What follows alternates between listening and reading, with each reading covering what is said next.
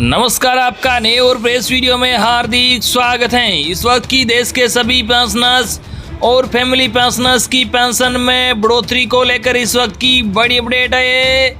जी हां, पेंशनर्स और family pensioners की पेंशन में बढ़ोतरी को लेकर समिति की रिपोर्ट पेश हो चुकी है और जानिए कि कब मिलेगा इसका लाभ। साथ ही जान लीजिए इस वीडियो में कि आपकी पेंशन में किस प्रकार से और कितनी बढ़ोतरी होने जा रही है। तो बने रहा आप भी इस वीडियो को लास्ट तक। इससे पहले अगर आपने अभी तक भी इस वीडियो पर एक लाइक नहीं किया हो तो एक लाइक कर दीजिए, क्योंकि आपका एक लाइक ही हमारी मेहनत का फल होता है।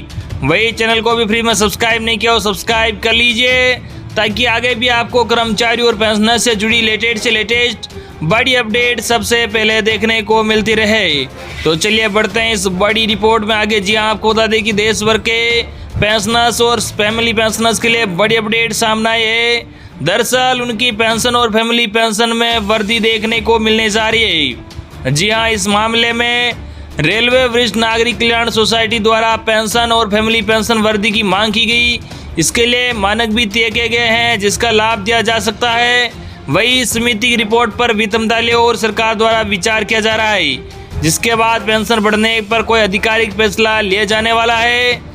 जी हाँ, पेंशन भोगियों की शिकायतों और पेंशन अदालतों और केंद्रीकृत पेंशन भोगियों की शिकायत निवारण और निगरानी के प्रभाव सिस्टम पर संसदीय स्थायी समिति की 110वीं रिपोर्ट की सिफारिशों के अनुसार पुराने पेंशन भोगियों को अतिरिक्त पेंशन और पारिवारिक पेंशन की दर पर विचार करने और संशोधित करने और हस्तक्षेप करने की मांग की है।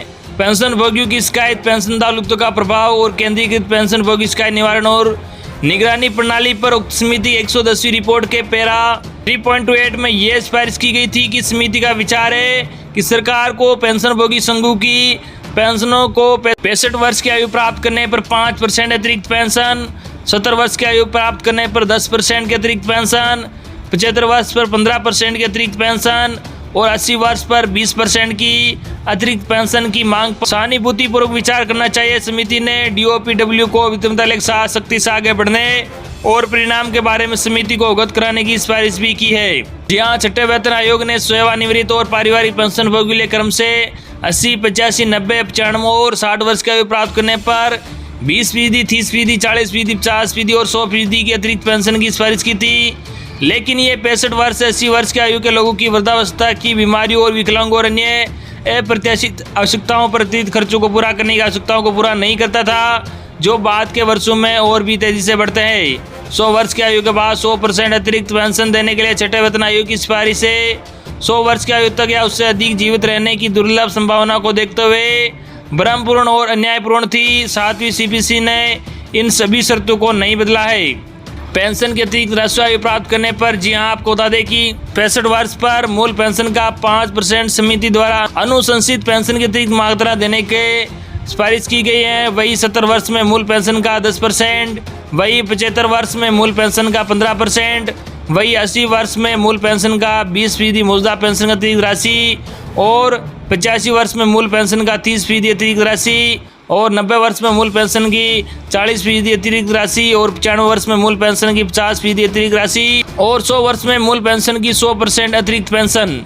जी हाँ, 7वीं CPC ने देखा है कि कुल 51,96,000 पेंशन भोगियों में से 37% 60 से 70 वर्ष के आयु वर्ग में है, लगभग 36% 70 से 80 और अन्य आयु वर्ग में है शेष 11% 80 से अधिक की श्रेणी में है। इस प्रकार बढ़ती उम्र के आधार पर बढ़ी हुई पेंशन का हकदार है।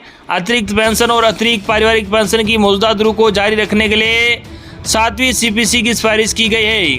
80 वर्ष से अधिक आयु के अतिरिक्त पेंशन या अतिरिक्त पारिवारिक पेंशन प्रदान करने से केवल 11% वृद्धावस्था पेंशन भोगी और पारिवारिक पेंशन भोगी शामिल होते हैं। 65 वर्ष की आयु से अधिक पेंशन भोगी या पारिवारिक पेंशन भोगी अपनी स्वास्थ्य स्थितियों, चिकित्सा उपचार और दवाओं के लिए उच्च खर्च आदि के कारण भी भारी चिकित्सा खर्च वहन करते हैं। इसी को देखते हुए समिति की सिफारिश के अनुसार 65 वर्ष की आयु प्राप्त करने पर 5% अतिरिक्त पारिवारिक पेंशन, 70 वर्ष की आयु प्राप्त करने पर 10% अतिरिक्त पारिवारिक पेंशन, 75 वर्ष की आयु प्राप्त करने पर 15% अतिरिक्त पारिवारिक पेंशन देने की सिफारिश की है। तो ये थी आज की लेटेस्ट और बड़ी अपडेट जो हमने आप तक पूछा है।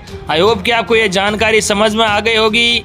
इस वीडियो पर ज़्यादा से ज़्यादा लाइक और इस वीडियो को ज़्यादा से ज़्यादा आपके मिलने वाले साथियों तक जरूर शेयर करना, ताकि उन तक भी आज की लेटेस्ट और बड़ी अपडेट उन तक पहुँच के। धन्यवाद।